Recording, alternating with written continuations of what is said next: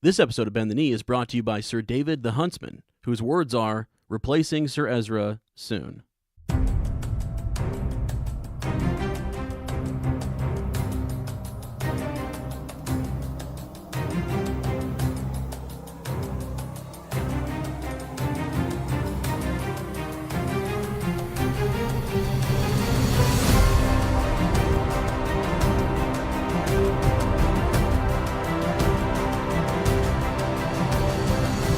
Hello and welcome to Bend the Knee, a Song of Ice and Fire podcast. I am Sir Matt, the Bud Knight.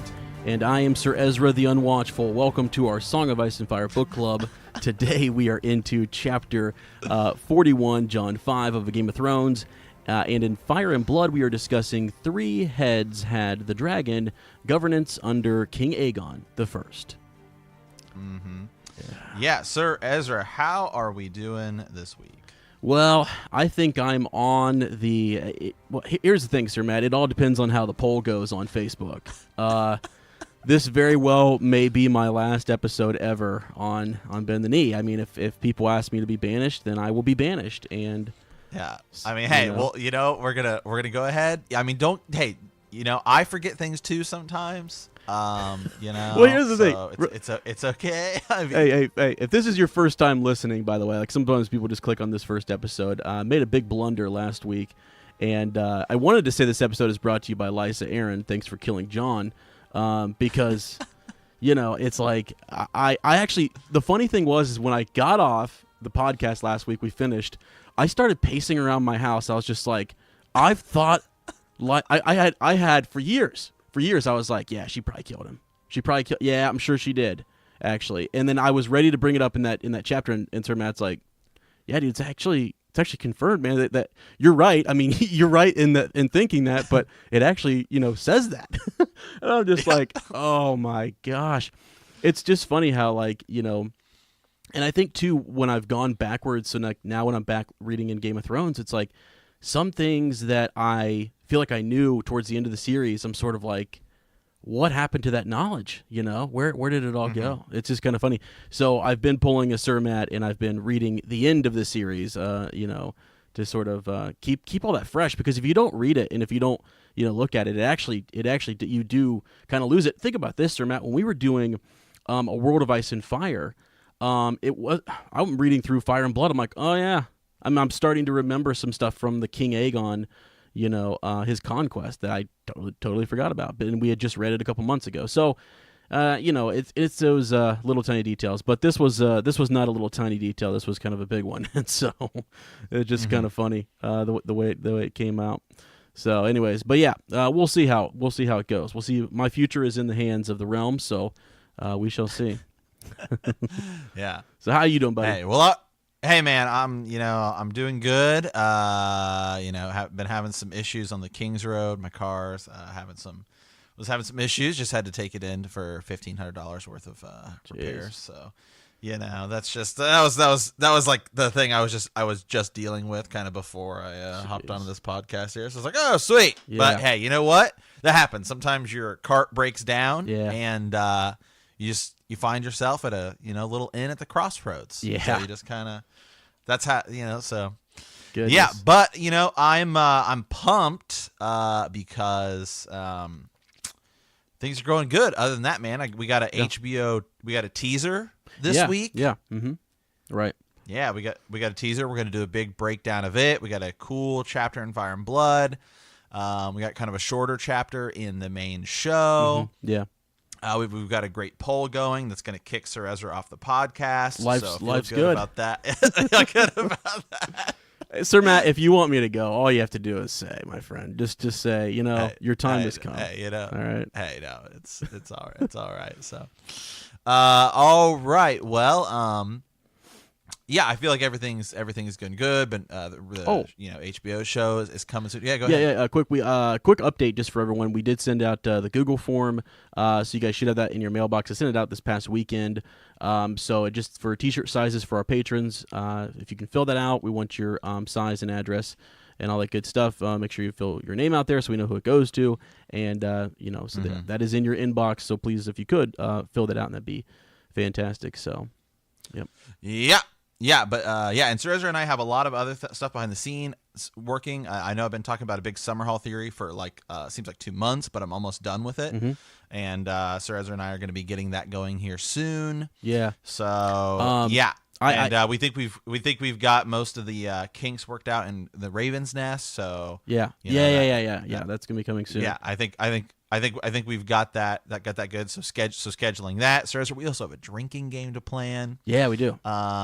And I've been working in my office a little bit here, kind of reorganizing, restructuring stuff, getting some more equipment so I can get back to doing some more MEAD meat and cheeses. Yeah. So I can get back. I want to start filming those, and so I've been working on some of that stuff too. So nice. Lots of things work in the works. Well, here's the thing: if I'm not banished, I may have to fly out there soon. It may be time for me to actually mount my dragon and take off. So, I also was working on a theory, but it was, who kills Liza who kills John Aaron?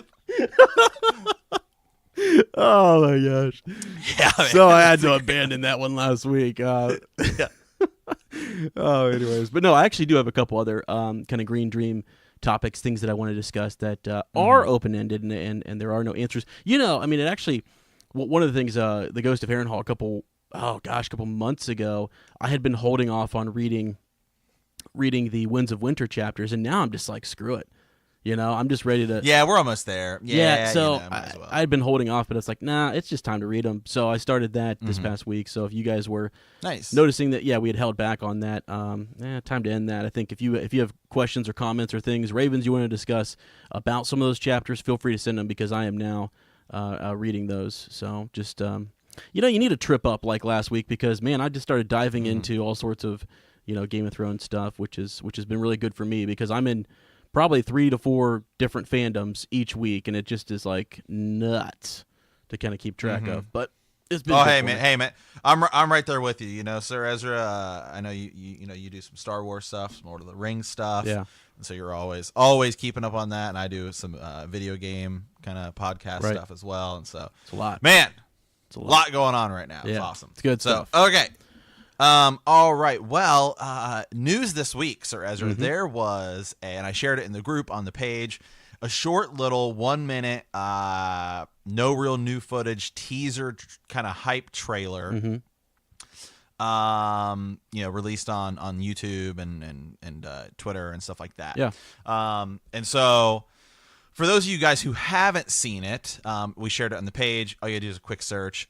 There's not really anything new. It's just kind of cool. It basically shows the table at Dragonstone, and it shows kind of the pieces on the map, right? Like there's like a lion and a wolf and a dragon, and there's some other ones people have broken down, and I have kind of a breakdown here, so we'll go through it. But what ends up happening is that ice is coming from one side, kind of mist, and then fire is coming the other, and they kind of meet in the middle. But it's interesting what happens to some of the pieces, and people are having all kinds of theories and speculation. Oh, good. And what that means, and does it have anything? And I think, obviously there's tons of secrets abound in it, but really the only 3 pieces we see that get kind of taken over, they give you good shots of them, we see the direwolf first gets covered in ice, a dragon gets covered in ice, and both of those are facing south, and then you see a lion facing north that gets consumed by flames, and then the flames and the fire kind of meet in the middle, maybe about where, I don't know, the trident would be. So I'm just saying, that is where it looks like they meet. Yeah, that's actually a good observation. Yeah. So, I have some breakdowns here of it, and there's some people saying that if you kind of do like screen by screen, like Alt-Shift-X did a really good video on it. But other people that kind of do screen by screen, frame by frame breakdowns, you can kind of see stuff. So you have the mist starts and it's coming. They're saying that's symbolizing the White Walkers. Obviously, it's rolling from the north, just as the army of the dead would soon be bearing down on the rest of Westeros. Next up, we have the direwolf map marker. The direwolf, symbol of House Stark, it gets frosted over. So does this mean that the Starks are going to be the first to perish? Yeah, I mean, I was thinking that, and I have a couple thoughts here, and I haven't read any of those breakdowns that you have yet, so this is just, just me here. But yeah, I saw that happen with the direwolf, and then you're probably gonna get to it, which is the Lannister lion, from the south, is also consumed, and it's consumed by flame, right? Yeah, by flame. Right, and so we'll get to that, but so anyway, so with the wolf getting consumed by ice first, do you think that this is a literal trailer? Do you think this is a kind of hype trailer? Let's go down the rabbit hole because that's what people want us to do. Okay, fine, we'll do it. So yeah, right out the gate, we're going down some rabbit holes here, Sir Ezra. Yeah. Let's just speculate here. If the Starks were to say mostly perish at the beginning, right? Yeah. Because we see two things get consumed by ice and then one thing get consumed by fire. So that could make a lot of sense, which is what a lot of people have said, where maybe that battle in the north with the White Walker stuff does happen first, and then to me the idea that the Lannister is consumed by fire is like the idea maybe Cersei does blow up King's Landing or something like that, right? And that's how she dies or something. So yeah, okay. So my quick observation, I'm just kind of clicking through the trailer as I'm talking here, and so you're right. The direwolf is consumed first, and then right after that, and I know I'm not going to jump too far ahead. Just the dragon is consumed as well. So I'm wondering, would those pieces indicate maybe like a major player? Is one of those one of the Stark children going to perish in that battle, and then maybe one of Dany's dragons, another one, perishes or something, shortly after. But I do think you could see the Starks. I think Winterfell's going to be lost, man. I mean, I really think it's going to be completely under the control of the Night King. What do you think? Yeah. Oh no. Yeah. Absolutely. I mean, of course, this is all going off this kind of trailer here, but I don't know. If things were to go the way that they go in this trailer, then that would lead me to believe that maybe what ends up happening is the war with the Night King's kind of going on, and maybe they have to split their forces or something. Maybe like Cersei starts marching north or something, and maybe they're put in a position to where they can't just fight the one battle against the Night King, even though there is the truce and stuff like that. So maybe they have to start fighting wars on two fronts. Well, yeah, and I'm thinking we've talked before is that there would be a retreat, and we've read different supposed plot leaks where it's like Dany takes her dragons in and rescues some of the major players. She's actually flying folks, over to the Eyrie or over to with the Manderleys, White Harbor. So maybe Winterfell actually does fall. And they have to kind of escape. That might be one of the first things we see. So yeah. I don't think the forces are going to be all the way. I think there might. I mean, last season they broke through the wall. I mean, the wall is down. Right. So they're going to be quickly, I would think, on their way to Winterfell, and you might not be able to get all those forces from the south up there in time, but yeah, it seems like they might just time it out right to where they meet at the neck. So yeah. So there's some other smaller things in here that I want to talk about. So people have broken this down, and they say, the shot then kind of pans out before it hits the dragon, and it says, if you look closely, there is a map marker for Daenerys' unsullied forces. And they would be, it says in the far end of the map in the shot above, a far distance from the Stark map marker. The Starks and Winterfell are in this shot. The Unsullied, that would make them somewhere on the northeast coast. So the Unsullied were over in Casterly Rock. Remember? Yeah, they were over at Casterly Rock. They went there, and there was nobody there. Her Dothraki army is what attacked Jaime Lannister over in the Reach. So...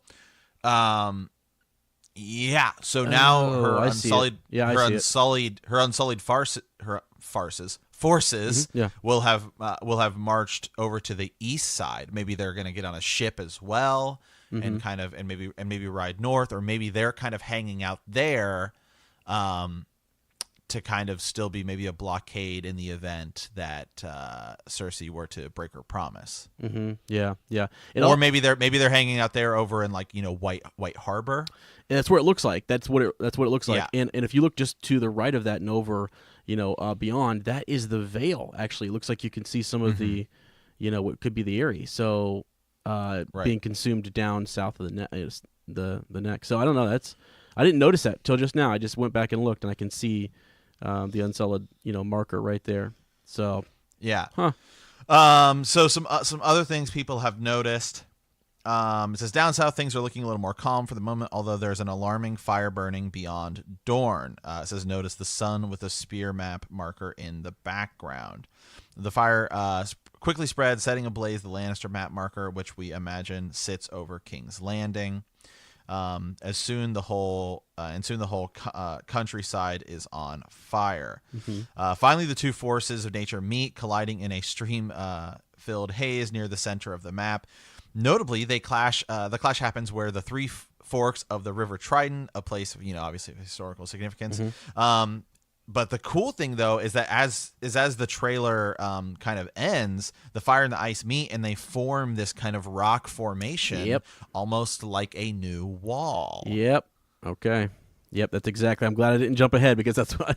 As I was, and several people are suggesting that it is dragon glass. At least that's what they're going. That's what it kind of looks like. That's what they're kind of going with. Oh, it does kind of look like that, actually, doesn't it? Right. Just a little bit, yeah. And to me, I mean, that could be like a new. I mean, yeah, it's a massive formation. I mean, it's just that they're reclaiming and taking back some land. So, I mean, to take the North and for the North to be completely under, winter itself and under the Night King's rule would be crazy. That would be a bittersweet type of thing, to have it. It's lost. It's a place that we love, and the Starks have retreated south, and gosh, that actually reminds me of a couple of different epics, where like people from the North have to migrate. They've got to leave their homes, and they sing songs about the great times there, and like if you imagine if this continued for another 300 years, the North would be another place. Kind of like Beyond the Wall right now. It would be a place of wildness, which would be nuts because it looks like it forms a wall. I mean, it looks like it forms another great barrier. So I mean, at the end of the day, this is all speculation on what more likely than anything is just a hype trailer. Yeah. But that's what we do here. We go down the rabbit holes to see, why not? I don't know. Yeah. Why not? Yeah. So I thought it was pretty cool. I definitely watched it and I was like, oh, this is cool. Mm-hmm. Good. I'm glad that we're now finally starting to get teasers. Yeah. Because it means that the next one is going to be new footage. Right. Yep. For sure. Yeah. It's gonna be season 8 footage. Gosh, so. when do you think that'll be? That Super Bowl area time? Oh, Before? absolutely. Before, after? Oh, maybe something small before, like But I definitely think there's going to be a Super Bowl. So trade. Okay. Yeah. That'd be cool. I for sure, absolutely think there would be a Super Bowl trailer. Good. All right. Awesome. All right. Well, all right, my friend. That was fun. That's good to get down some rabbit holes. What do we have next here? Are we going into Maester study? Yeah, I believe so. I think there is kind of a Game of Thrones convention going on right now. Oh, okay. I was trying to remember what it was. I saw it on Twitter. And unfortunately, we're not there. So yeah, what's up with that? I mean, we're over here. Yeah, I mean, counting coppers, So, let's see here. What is it called? I don't know. I can't find it. That's okay. Yeah. So if someone went, send us some photos or, let us know if there is one coming up soon. We would like actually to eventually get out to a couple, some more cons and stuff. And so not even just Game of Thrones specific, but just cons in general, and kind of see what's going on out there. So wanting to turn into a con junkie myself. I've been to a few, but I'd like to go to more for sure. Yeah, the original the 2020 calendar, the official Game of Thrones 2020 calendar was released, and it's actually super interesting because it shows what looks like a White Walker riding a giant ice spider. Oh, really? Yeah, it's just kind of cool. It's the first time I've seen something like that. So, all right. Which is what we were told, happened during the long night. Yeah. Yes. Yeah. That'd be pretty scary. So, okay, all right, let's go ahead and head on over to the Maester's study. Yeah, so we are talking about the three heads had the dragon, which I think is just it had 3 heads. The governance under King Aegon the First. And what's interesting with some of these chapters is just how we kind of go back and forth. We'll talk about Rhaenys' death, and then we'll kind of we'll go to a time, then we'll hop back to a time, talking about a different aspect of King Aegon's reign or his rule. So this is more about how he reigned, or how he governed the realm during his time, and really sets everything up for future kings and his descendants. So it's pretty neat. We've got the establishment of the Grand Maester spot, and the King's Guard, and a couple other kind of cool things. So yeah. All right. Well, all right. Let me go ahead and read the first little line here. Aegon the First Targaryen was a warrior of renown, the greatest conqueror in the history of Westeros, yet many believe his most significant accomplishments came during the times of peace. The Iron Throne was forged with fire and steel and terror, it is said, but once the throne had cooled, it became the seat of justice for all Westeros. Yeah, well, and that's something to kind of to think about. It's not just conquering the 7 kingdoms, or 6, but to actually to rule them, and to have people see you as their king. And one thing that this chapter reminded me of was that Aegon found it important to what did they call it? It was a tour. I call it a tour. What was it called? Where they went from kingdom to kingdom. And right. Yeah. And he talked about the importance, the significance of that, right? And that it was better to kind of by doing that, by showing the dragons. Sometimes you forget, or you have like a younger generation who wasn't maybe there, maybe some of the younger sons who didn't see all the war or the fierceness of the dragons, or to see their sires kind of destroyed, and they start to get brave. They start to possibly want to revolt, or rebel in some way. So I thought it was important to go around and make sure that everyone remembers, I've got 3 dragons. They're pretty awesome. They're pretty boss, and don't even think about it, really. Well, not only that, but they want to you want to see your leader out there kind of ruling, and there is kind of that pomp and circumstance that comes with it that you kind of want to see. That's kind of the whole point, right? Yeah, he said that the small folk, that was more just for the lords. The small folk, though, he wanted them to see him. He wanted him to they need to see their king. If you never see your king, if you don't get this opportunity, it's like a big ceremony. They turned it into big feast. He would sit in court, and he would there were tournaments thrown when he would come around. So that all helps the small folk, and it makes it seem like this prosperous time. So yeah. So we also see it talks about how the Targaryens started brokering marriages between the noble houses, from far ends of the realms, in hopes that it would start to create a bunch of alliances, help tie the conquered lands together. And that's something we see many, Targaryens do. And then obviously the lesser lords and stuff, do as well. It says Visenya and Rhaenys took special delight in arranging these matches. Through their efforts, young Ronald Arryn, Lord of the Eyrie, took daughter of Torrhen Stark of Winterfell, whilst Lauren Lannister, heir to Castle Rock, married a red wine girl from the Arbor.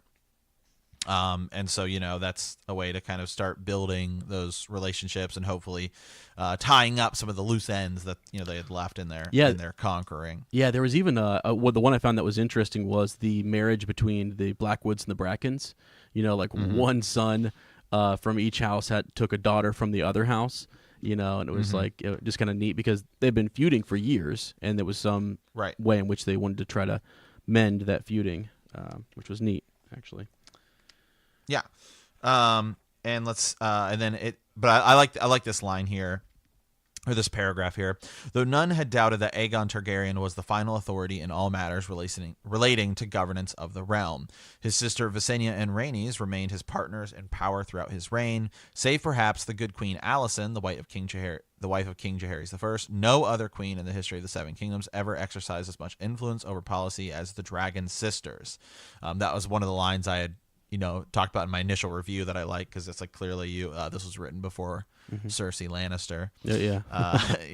But I just I find that. But yeah, I mean, so they clearly had a lot of freedom. And that's something we don't see under some of the other queens. Is it does seem like Aegon gives them kind of full authority almost. Yeah, exactly. Well, I just found the bit where it's like a royal progress, right? So as they move around, he would always take one of his sisters with him, one of his queens with him, so that the realm could see her, and the other one would sit in judgment. They would sit on the Iron Throne, and basically they had full power, even though he had a hand of the king.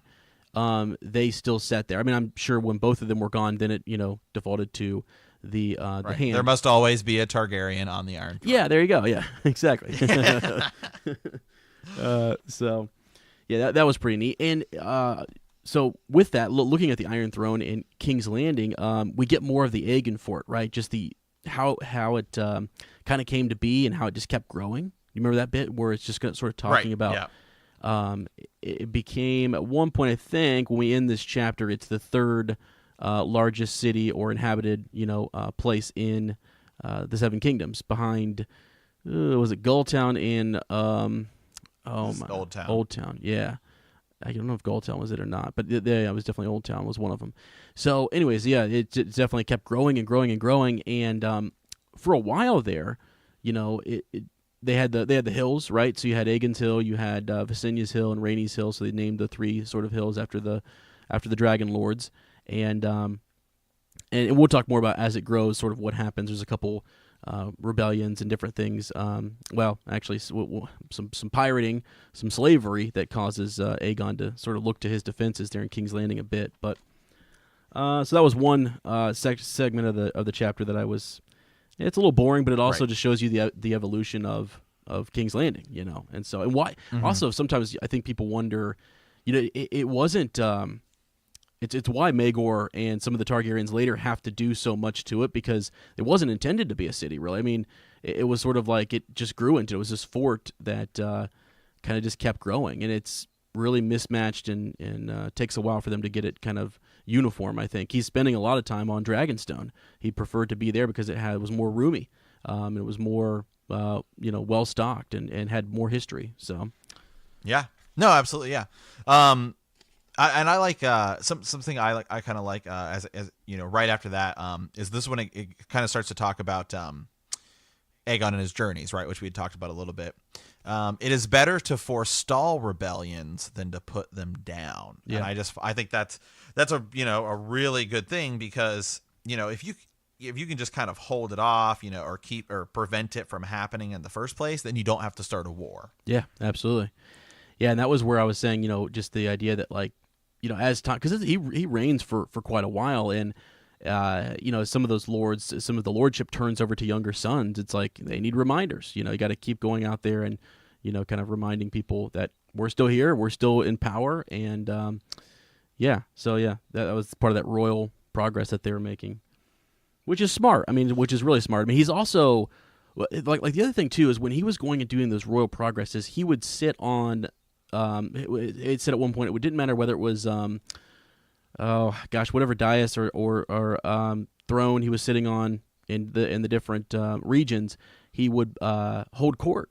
And he would sort of he kept all those maesters. What was it, like something like 6 maesters near him, so he could understand sort of the rule, so the laws of the land, and show the people that he was just and that he knew how to be fair to folks. I mean, again, like we had said back when we were doing A World of Ice and Fire, everyone, after a while, people were just bending the knee, and he showed them that I'll forgive you. You can bend the knee, and you can keep your land, you can keep all of your inheritance and what have you, and I'll set you up as a warden or something, ruler of that region. But you still are underneath the king's authority. So, yeah. Well, and I like. It also helps when you fly in on Balerion, right? Absolutely. It definitely makes it. Yeah, it definitely makes it. But this idea of not having wars start, right? And you can kind of have that ability to put them down. Although it does talk about there's still fighting, right? Like there's definitely still, there's definitely still fighting. Yep. A line that I like, and I don't know if it's the same in the books, but I know it's in the show, where when Tyrion shows up, and it's when Sir Dantas is, being forced to drink, and Sansa saves him, and then Tyrion shows up, and Joffrey's sitting there, and he comes over and he consoles Sansa, and he's like, hey, like, I'm sorry to hear about your father. And he's like, well, her father was a traitor.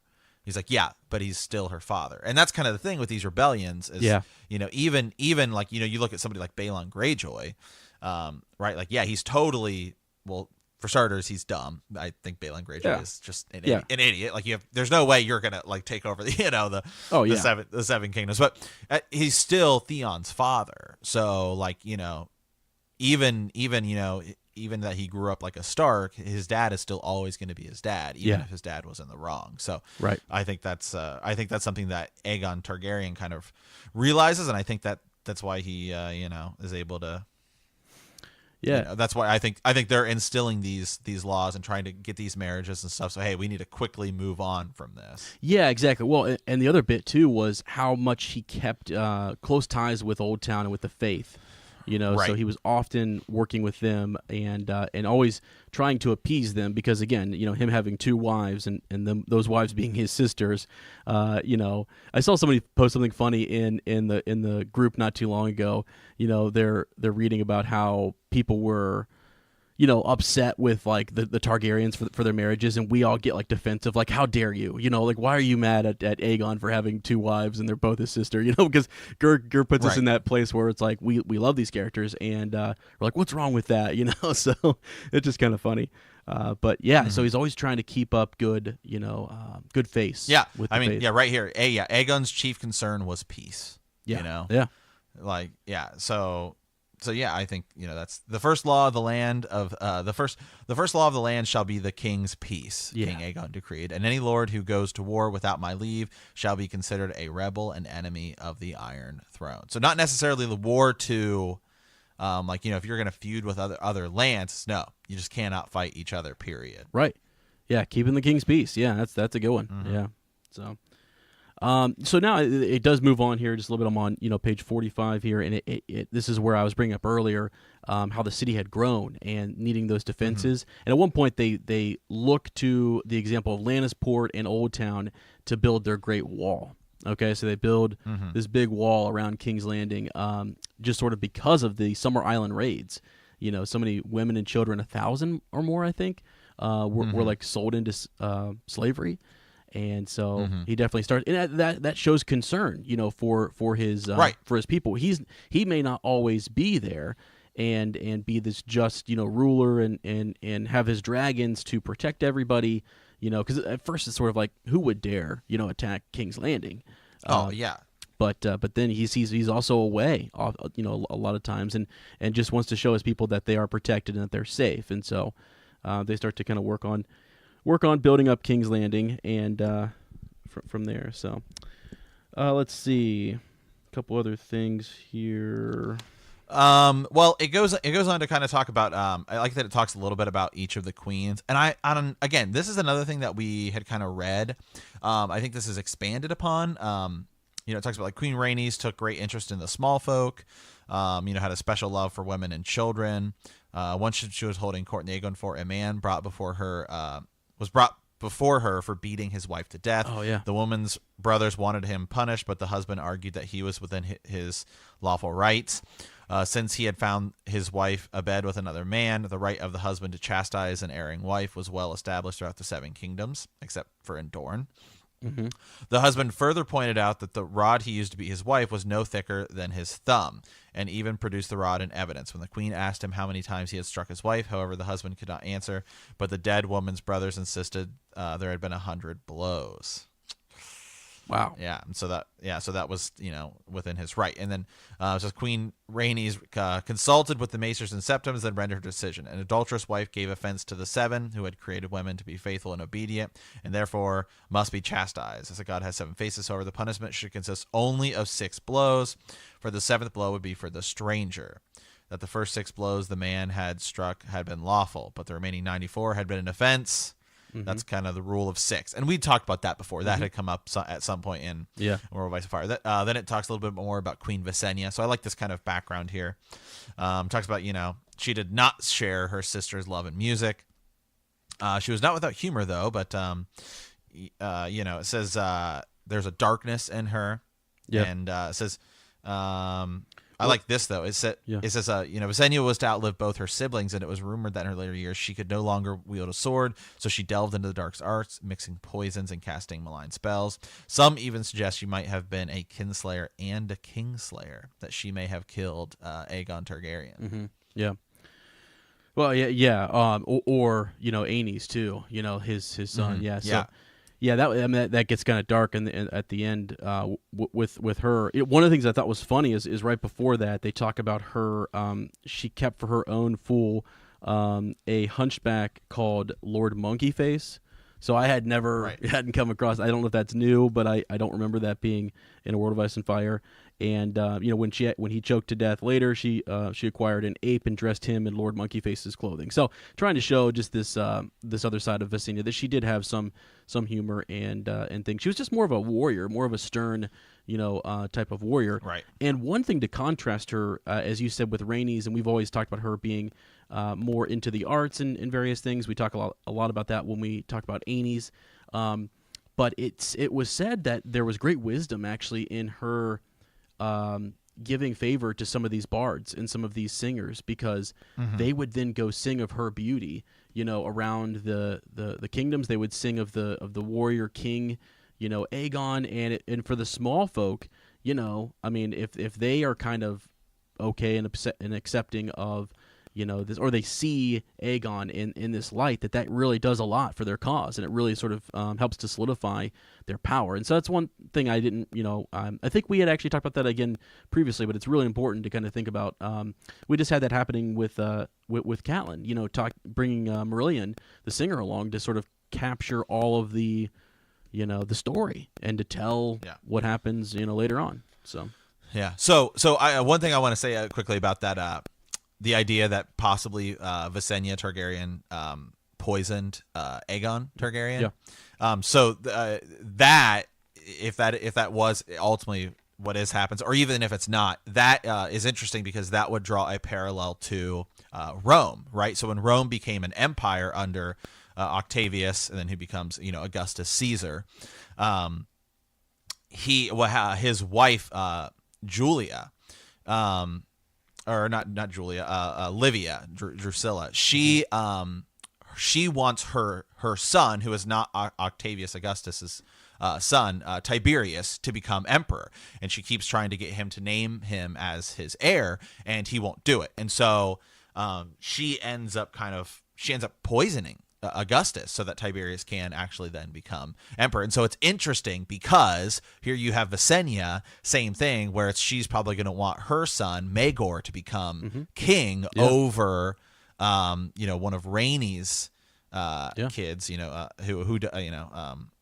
Aenys, who does become king. So it's just kind of interesting that it's that kind of parallel. Oh, we've just established this new kingdom, kind of a parallel to the Roman Empire, and that same type of thing. So that's the first thing that came to my head when I read that. I was like, oh, that's kind of like that would be kind of like Rome, which we know Gur draws inspiration from. So yeah, it's interesting. You know what? As you're telling that, I was thinking about, like, it's kind of an odd position to be in. You have Aenys. And it's outside of this chapter, but you have him being the firstborn, right? And then you have Maegor, right? Is the secondborn, correct? Mm-hmm. Okay, but Visenya is the firstborn, or the eldest, sister, daughter, right? Yeah. And so then Rhaenys is the younger. So it's just kind of a weird dynamic, isn't it? Mm-hmm. So yeah. Okay, so a couple more things just before we wrap up here. I thought, let me see if I can find it on page 49 here. Just talking about the need for a Kingsguard. I thought that was pretty neat. This is also, we had read this before. It's similar event somewhere in World of Ice and Fire. Right, the idea that that Aegon was attacked, right, and then Visenya has to save him. Yes. Right, Visenya has to save him. It talks about like even with Blackfire in your hand, you are only one man, and I cannot always be with you. This is where she draws Dark Sister, slashes him across the cheek. Yeah. With her guard. Yeah, she's like, your guards are slow and lazy. I could have killed you as easily as I can cut you. You require better protection. King Aegon bleeding had no chance to agree, but to agree. Yeah, and what I love that Gur does though is with the formation of the Kingsguard, it's not just who wins the tourney. If there's some great tourney, she actually says no, that's not a good idea. We need loyal men. Not they can be super skilled, but a loyal guard is going to be more watchful. They're going to be more aware of what's happening to their king and on their guard. And so she actually doesn't she pick him. I think she picks because she is always watching over her brother. Right. And so she ends up picking the Aegon 7. That are written in the White Book: the Kingsguard, Sir Richard Root, Sir Addison Hill, Bastard of Cornfield, Sir Gregor Good, Sir Griffin Good, his brother, Sir Humphrey the Mummer, Sir Robin Darklin, called Dark Robin, and Corals Valerian, Lord Commander. So those are the original kind of 7. 2 of those actually end up dying protecting the king, and all served with valor to the end of their lives. And so they, it's important that the first of the 7 be these epic, kind of heroes and really embody what it means to be a Kingsguard, because it sets the example for everybody else coming, after them. So, yeah. So, all right. Well, that is it. The 3 heads had the dragon, governance under King Aegon I. So next week for World of Ice and Fire, or not, Fire and Blood, we're going to be doing Sons of the Dragon. So I'm interested to see. I'm going to have to pull up Sons of the Dragon again and see if it is like a word-for-word retelling of the novella that we got. Yeah. Yeah.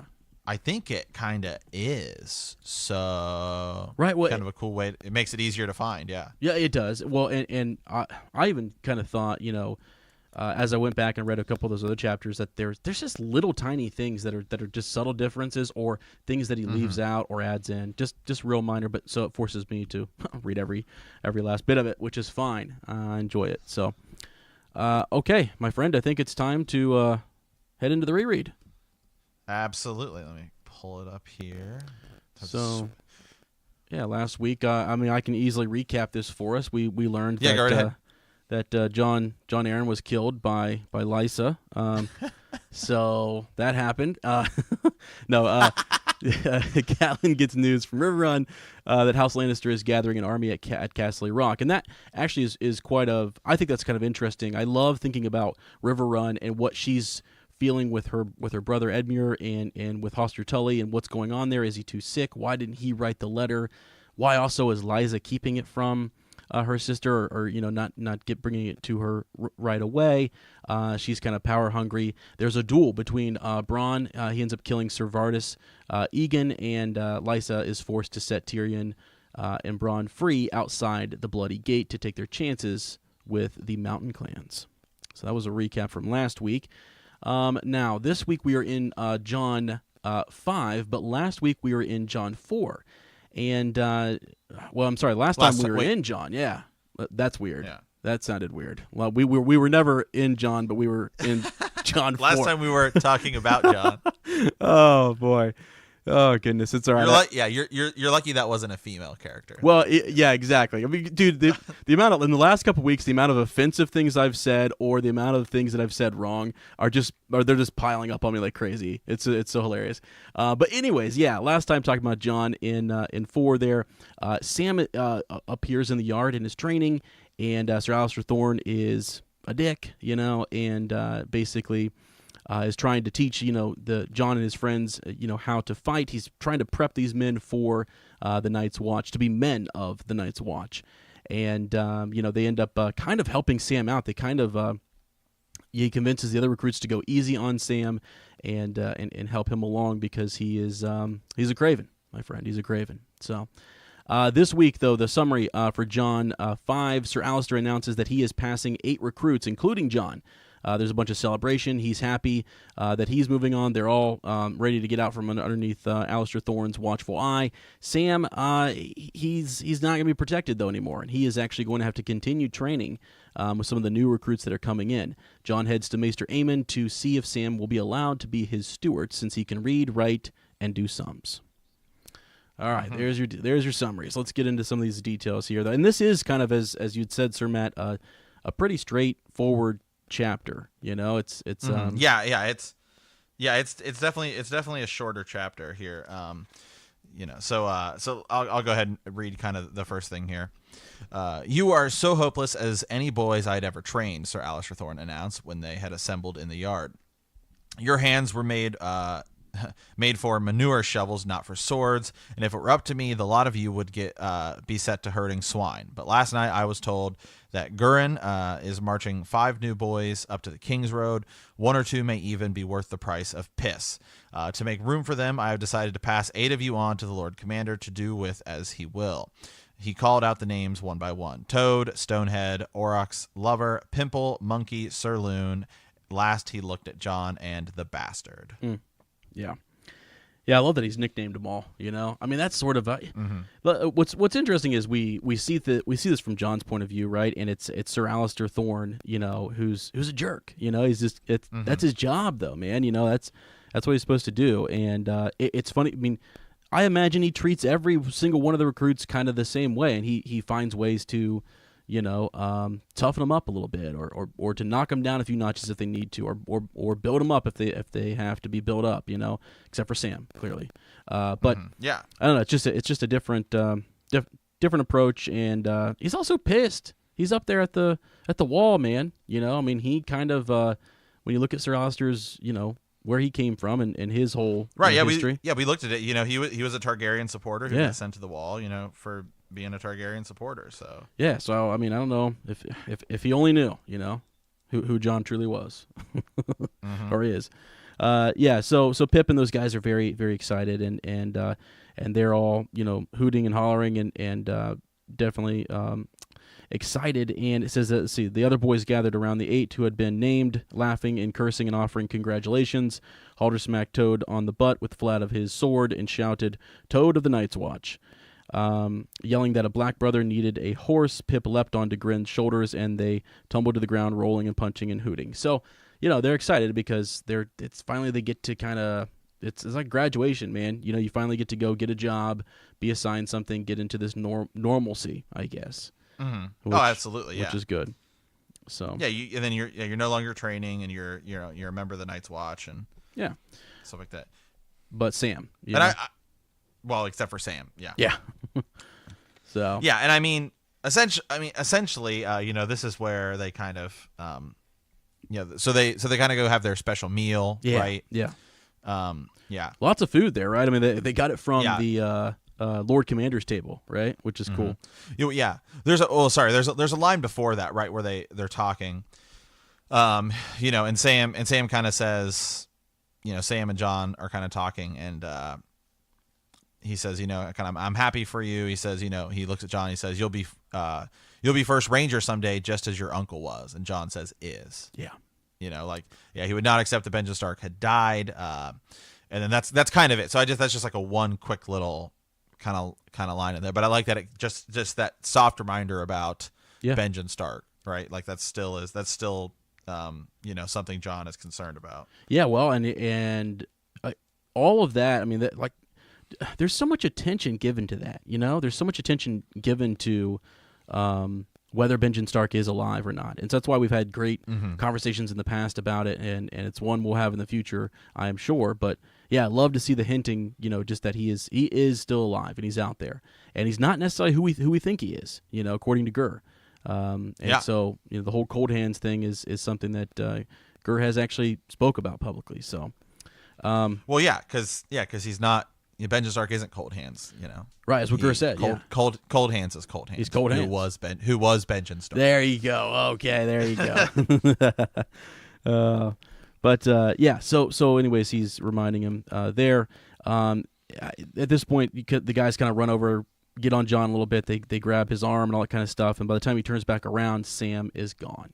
And he kind of is feeling for his friend there. And then that's when we get the table set with all of the good eating. So they feasted on a rack of lamb, baked in the crust of garlic and herbs, garnished with sprigs of mint.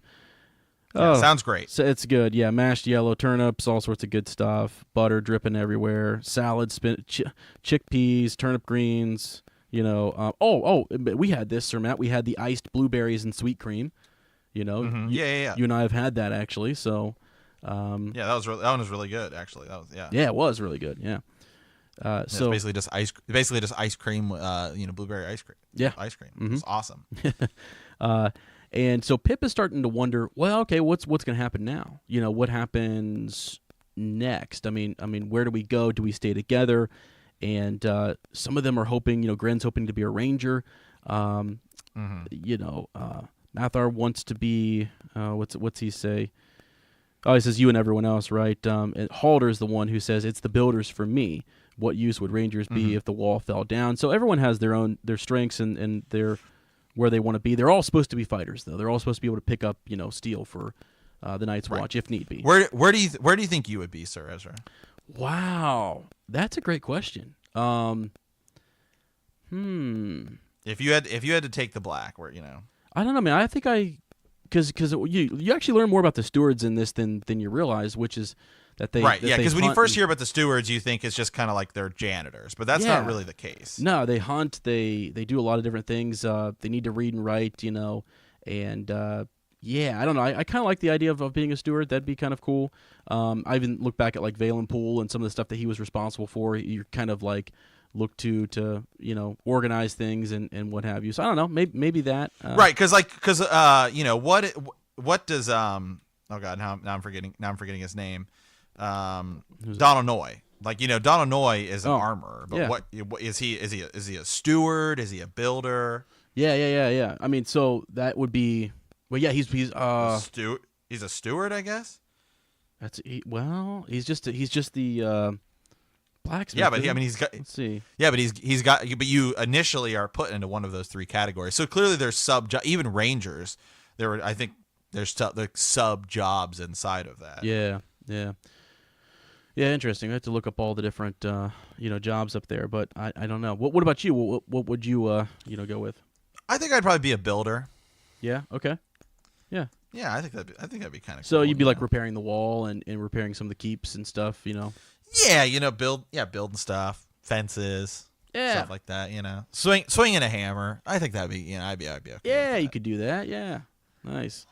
I don't know that I would be. I'm down to be not like a warrior. Yeah, I'm down to fight, but I mean, beyond the wall, out in the cold. That's just. I mean, I love the cold, but I mean, it sounds really cold up there. It's like I like a certain level of cold, and that's just too much.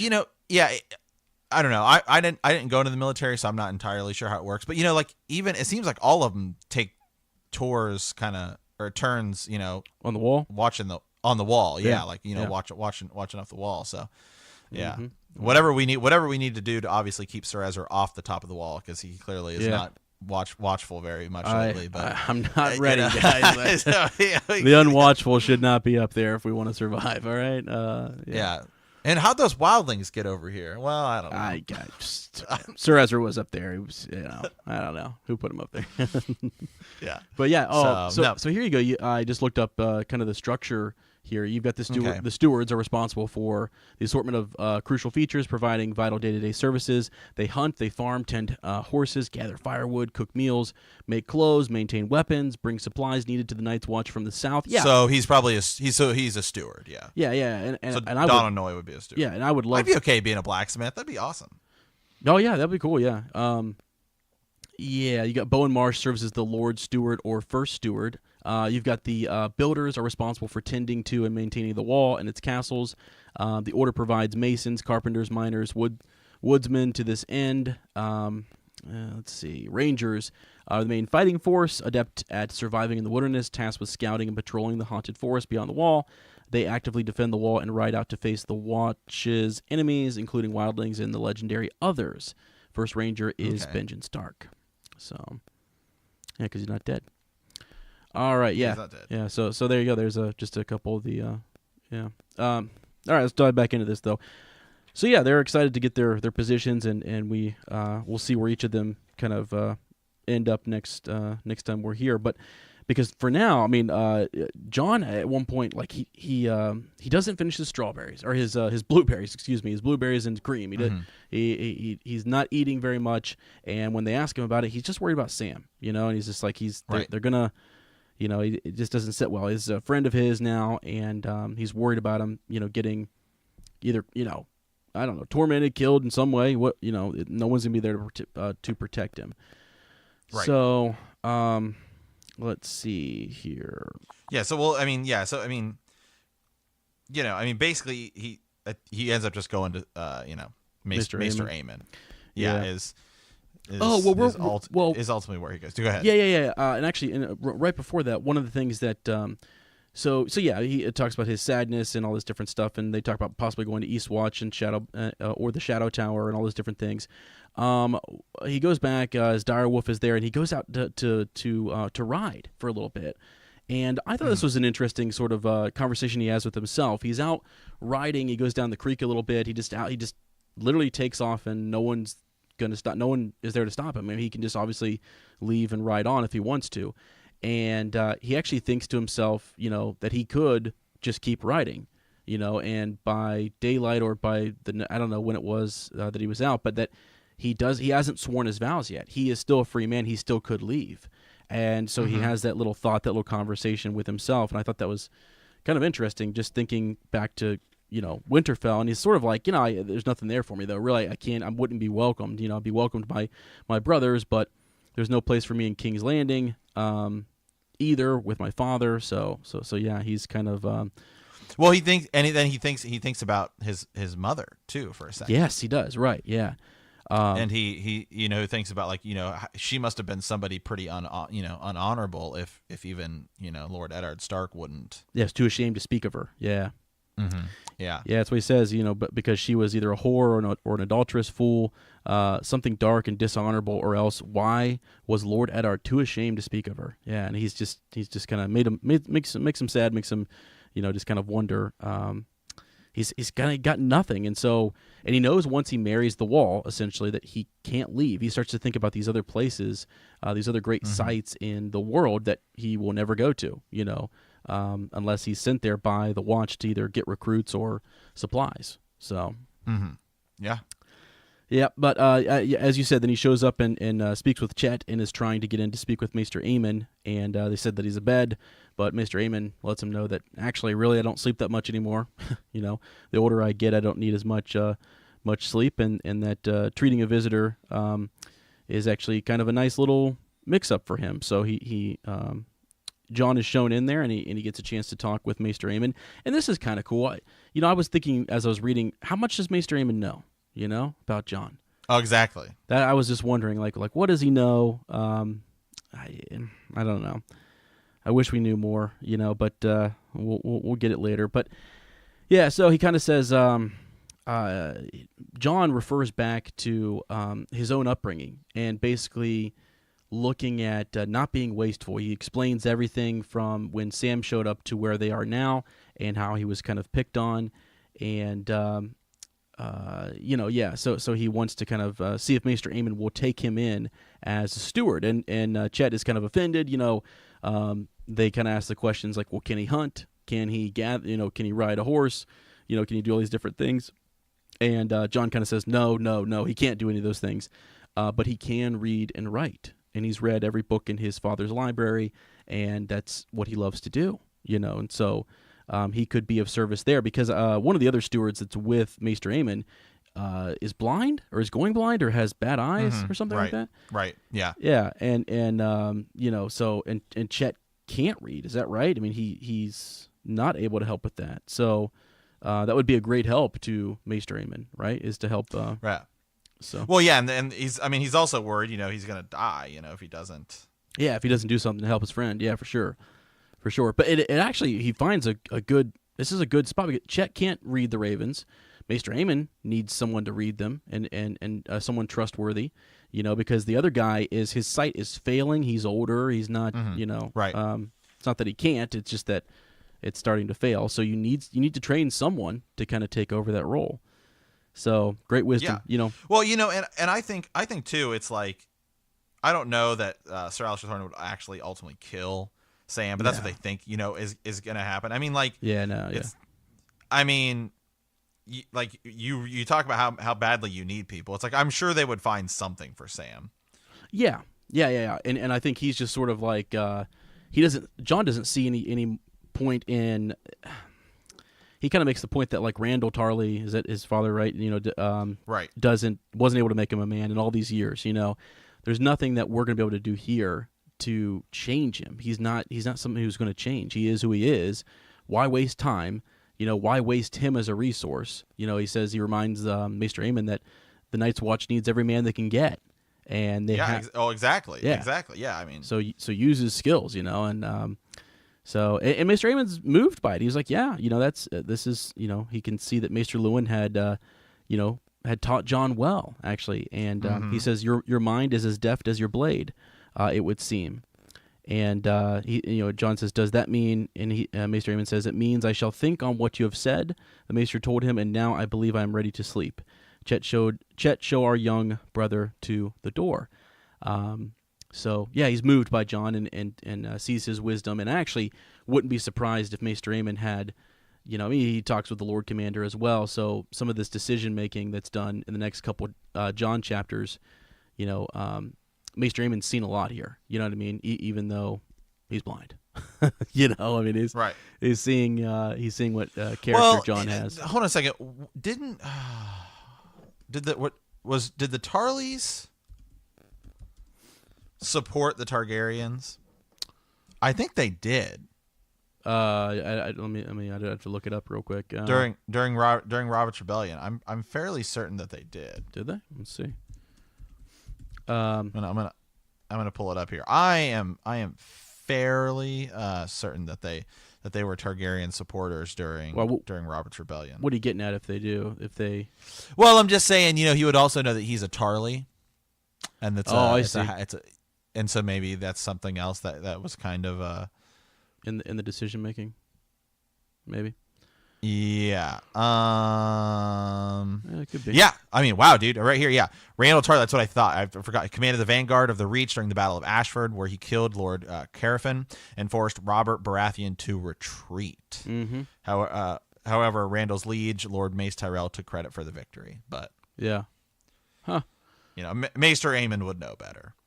Yeah, for sure. Huh. Maybe that's another reason why he's kind of keen to Sam, is because he knows that Yeah, that I'm sure. Yeah, exactly. That's a good point, actually. Yeah, just thinking about, even though those aren't supposed to matter up beyond the wall, we know that they do. Those alliances. They clearly do. Yeah. Yeah. So that's a good point. Interesting.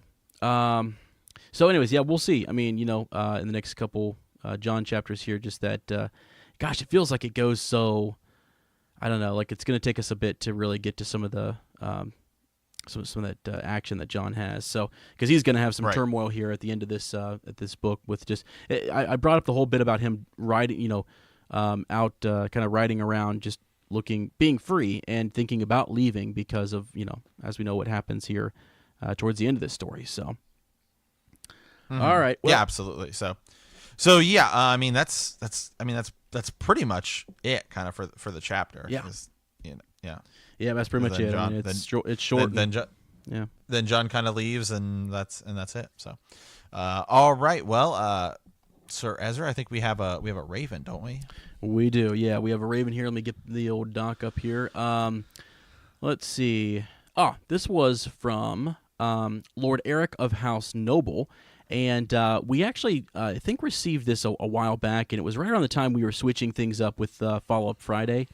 And so we hadn't had a chance to really get to it, and it's pretty hysterical, and it's a good raven. So I will read through it here real quick. Dear sir, several weeks ago I sent a bullshit attempt at a raven. At that time I was on about the 11th episode, and I had not yet heard the topic I was writing about to discuss. So I thought that I would send a quick raven between sets while I was working out from my iPhone using voice text. I don't think I even read it after to proofread. I had not yet heard the amazing ravens that were to come from Lord Adam Parker and the Ghost of Harrenhal, and realize now why my raven got no response from either of you. So, no, not at all, sir. Not at all. That's hilarious, though. He says, I was wrong for sending such a bullshit raven, and I have brought shame on my great house. A man can only admit when he is wrong and beg forgiveness.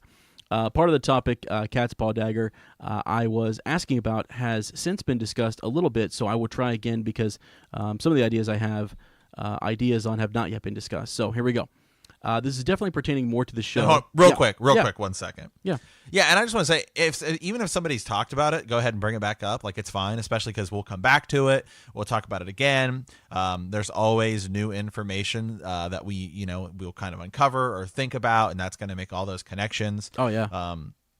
Like if you had asked us 2 weeks ago who kills Jon Arryn, Sir Ezra still wouldn't have known then. So, I mean, it's okay. It's on. Please bring it back up because, good God. Yeah. No, that's actually funny that you say, because I wish I had just like I have all these docs with all these notes, and it's just sort of like it's all over the I feel like if you could take a picture of my room, I've got this just stuff pinned against the walls, and I've got rope, I've got lines going from here to there trying to connect stuff, and it's just a madhouse of ideas. Mm-hmm. But yeah, no, you're right. I mean, it's like we do want to kind of rehash these things. One of those things was like Benjen Stark. I want to get back to that and kind of talk about some more thoughts I have there. But I want to use the text, and I want to be able to pull direct quotes from it. So and that takes time, definitely. So always feel comfortable sending us your ravens about anything. He says, definitely, this is definitely pertaining more to the show, as I have not read the books except for the Dunk and Egg series after hearing your recommendation. Awesome. Really glad you picked that up and read it because it's fantastic. And it's a short read. It just helps you kind of get into the world, It has seemed to me that there is going to be something more significant to come from Arya having the Cat's Paw Dagger than just killing Lord Baelish with it. Given that it is Valyrian steel, was in the book Sam read, that Valyrian steel was in the book that Sam read on the cover of the first Game of Thrones book, and is also made of dragon bone and dragon glass. It seems like it's meant for something more than just killing Baelish. I tried to think of why Arya needs to have this dagger. Maybe she just needs a piece of Valyrian steel for the Battle of Winterfell, and this is the only reason, but it feels like there's something more significant than that to me. One idea I had while thinking of her possible character arc in Season 8 is that she still has her list, which is true. She still got the list that she's checking off, She would not need the dagger to kill any humans on her list, but there is someone on her list who may not be human anymore, which leads me to my next point. In the show or book, did the Mountain actually die, and did Qyburn bring him back to life? ? When Qyburn brings back the Mountain in the show, he has some tubes of green stuff going into him, but it is never explained how he's brought back to life, if that is indeed what happened. We see the Mountain struck by one of the Faith militant with a weapon that seems to pierce his armor, but he doesn't even flinch. Does he not feel pain because he is a badass, or is it because he is dead and reanimated like the Whites?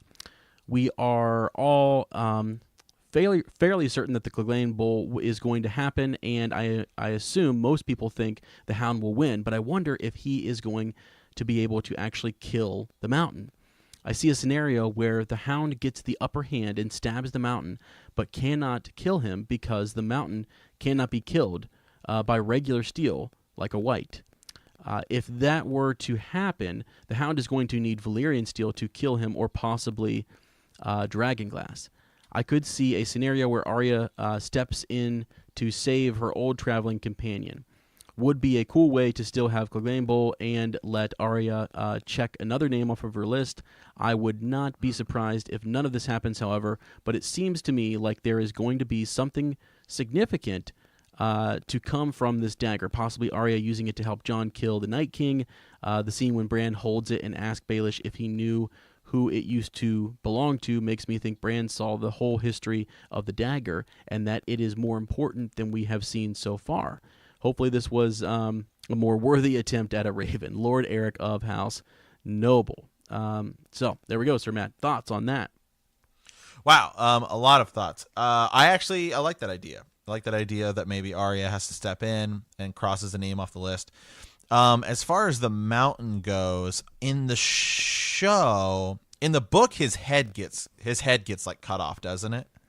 Say that again. And in the books, I'm pretty sure that the mountain's head gets cut off. Oh. In the show, I don't think that's the case. I think he's just poisoned, and I think whether he is dead or he's just kind of like zombified. I mean, I don't think it's entirely stated in the show that he's like dead because they just call him Sir Gregor. In the books, he's like Sir Robert Strong. He's like a new character. Yeah, Sir Robert Strong. Yeah, because I just looked up Sir Robert Strong, and I just noticed that I need to go look up the mountain here. Yeah, that's a good point. I was actually. So now in the show, they are calling them one and the same thing, though, right? And that's correct in the show. Right. Okay. Right. Yeah. They don't call him Sir Robert Strong. They just call him the Sir Gregors. Yeah. Okay. All right. Let me see here real quick. I don't know if there's anything in here in the wiki that will tell us whether or not he was how he was killed. Let's look real quick here, or how he was. Let's see. Okay, Dance of Dragons. Yeah, so he's fighting. Let's see. Wow, doesn't really. Yeah, see skull, the mountain. In a Dance skull. of Dragons, his skull is brought to Sunspear, so he doesn't have a head, I guess. Well, and isn't that like sort of an air quote? Let me think here. Gosh, this is a lot to come back to. Let me see here. Qyburn experiments on Gregor before his impending death. Oberyn ponders if the head is really Gregor's. So that might not be the case. Right, Okay. ponders whether it is actually. Yeah, he concludes that the poison was manticore venom thickened with sorcery to draw out the mountain's dying instead of killing him instantly. That is in A Feast of Crows, chapter 6. Let's see here real quick. Yeah, because they can hear his screams of agony. They're so loud that he can be heard in the entire Red Keep. I think what it is also that the Lannisters decide, as sort of a way to, they're trying to preserve him, right? But then they're sending his air quote skull to Sunspear, as recompense for the deaths of Elia and her children. Right. Wow. Huh. Although you've got Qyburn saying that it took beetles many hours to clean the flesh from his bones. Qyburn later mentions working on creating an unbeatable champion for Cersei and uses several female prisoners in his experiments. That's weird. Mm-hmm. Right. So there's so that leaves the idea open to these female prisoners. What if they're kind of like pregnant and it's like some sort of blood magic type thing, like Mir Mazdor, and that's how he keeps them alive? Wowzers. Yeah. Okay. That's a deep rabbit hole. Holy to go smokes, down. it is. Well, but no, I mean, that's really interesting. I mean, think back to Bran's vision, right? Doesn't he have you talked about this, like the vision that he has, or in the dream, what he sees when his third eye is open? Doesn't he see some what we believe is Sir Robert Strong? I'll pull that up. That's the third Bran chapter, I believe. Yeah. I'm gonna read a little bit here. So Sir Robert Strong is a knight acquainted to Qyburn, a giant of a man 8 feet tall. And again, this is in A Dance of Dragons, chapter 65. He is to fight for Cersei Lannister in her trial by combat.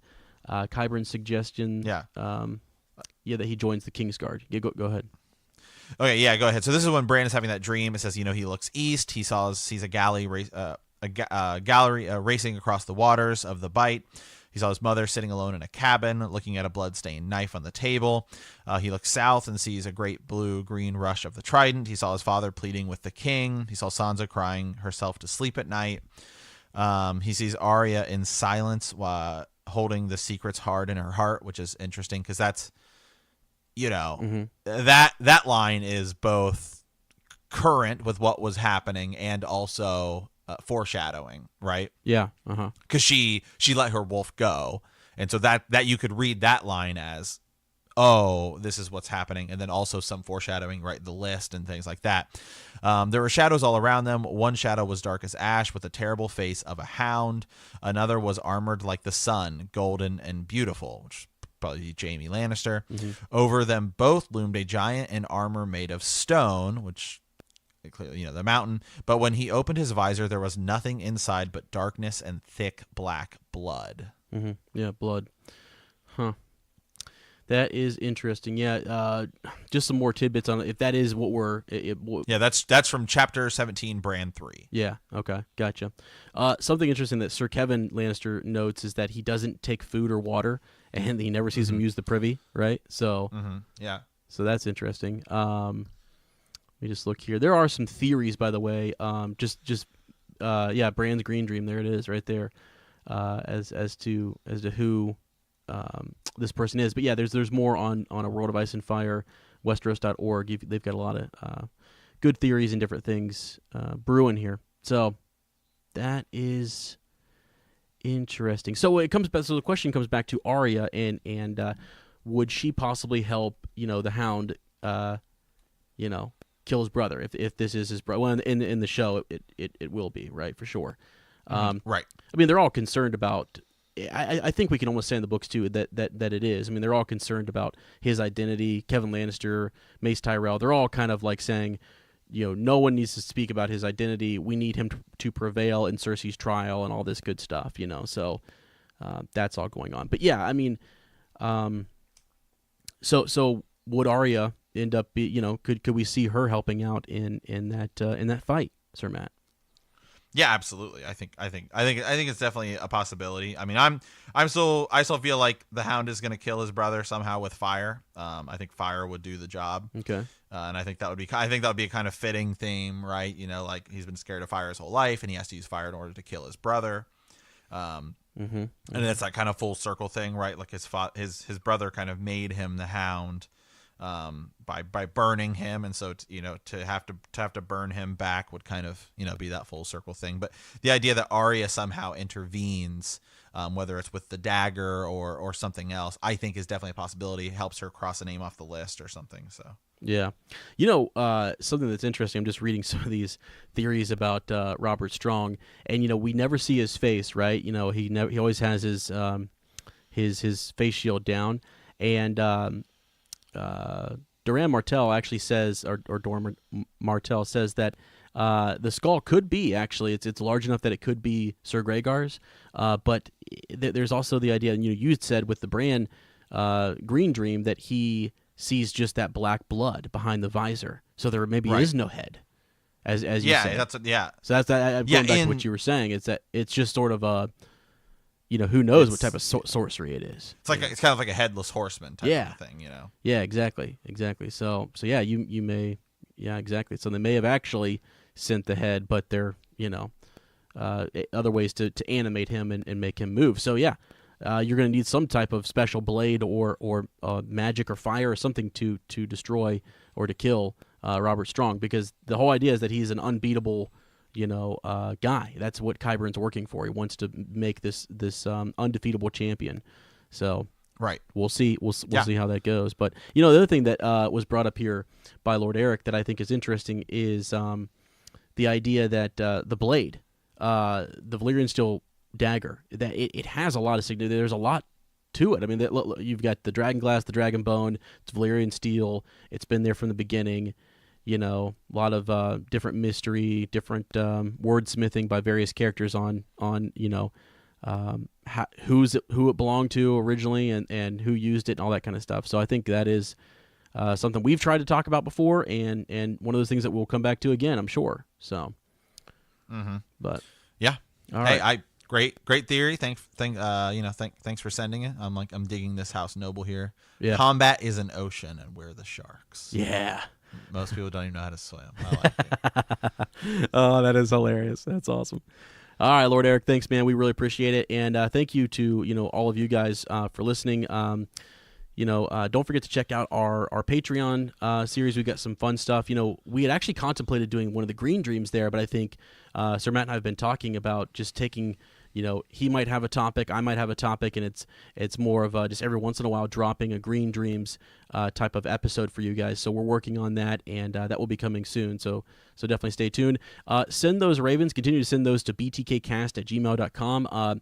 We have got sort of the kinks figured out. We actually are using Sir Thomas and possibly Sir David next week to work on some of the Discord stuff and see if there's ways to make it a little bit better for you guys and for the show, for the Raven's Nest. So stay tuned on that. I have Christmas break coming up soon, which I know everyone hates me for that, but I do, and I will be reading to try to repent, for my sins against the realm. And in my defense, let me just say that I did fully suspect, and for some reason, and I have read that chapter, it's just like, by the time you read it, Sir Matt, who cares anymore? I mean, at that point, you're sort of like, you're right. so far beyond it.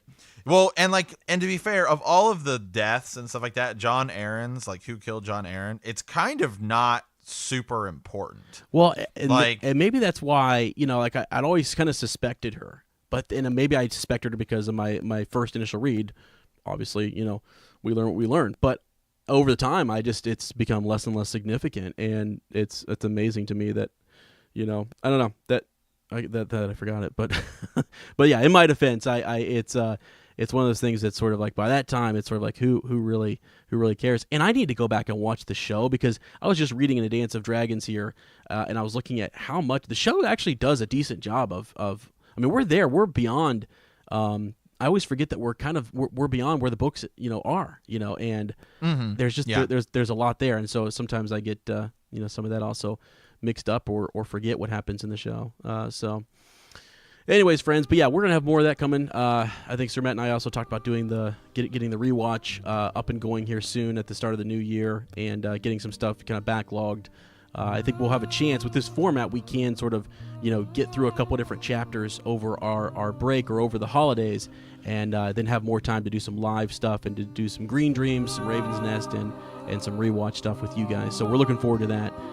So if you feel free, if you got the coppers and you want to support us at patreon.com/bend the knee, we'd appreciate it. We've got horses breaking down, we got swords that need maintenance, whatever. So, I mean, it is what it is, but, all right. So anyway, as always, guys, thank you so much. We want to thank you for playing the Game of Thrones. In our next episode, we will be discussing Chapter 42, Tyrion 6. If you like our podcast, don't forget to subscribe, like us, write a review, leave a comment, or send us a raven at btkcast@gmail.com. We will see you in a week, and remember that a Lannister always pays their debts.